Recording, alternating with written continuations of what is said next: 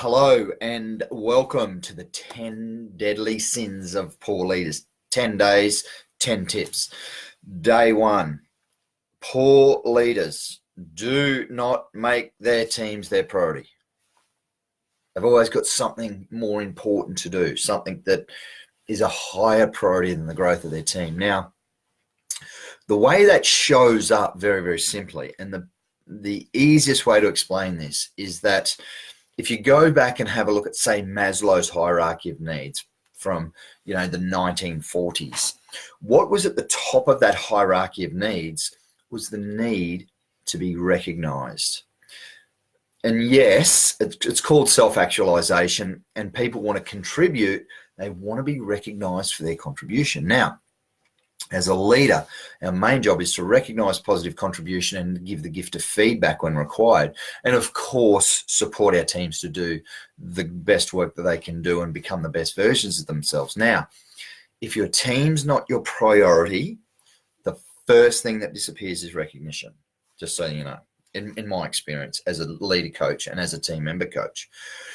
What I hear team members say is, my leader, my boss usually, my boss cares more about their career than they care about me. That's a bit hard to hear if you're a leader and if you're an aspiring great leader. Then they say, my boss cares more about the business than about me. I'm not their priority. And then the third thing, and this is a really tough one if you're a leader to hear, I am only a number in this business. If you ever hear those three things, or a multitude of others, they're the big three, you're getting a red flag. You're getting the gift of feedback to say that your team members want to be recognized. They want to be valued. And that's what recognition is about. It's about valuing the contribution that your team members play to the business and to your life. Because at the end of the day, you don't succeed unless they succeed. And as a great leader, great leaders realize that the success of the team becomes the success of the leader.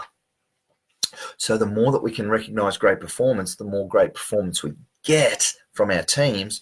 And all of a sudden, things happen in our business, things happen in your career as a leader. It doesn't happen on your own though. It doesn't happen by you. It happens for you from your team. So tip number one, day one of 10 is please make your team your priority. If you do nothing else, just please recognize great performance and then give the gift of feedback as required and value the contribution of your team. See you for day two.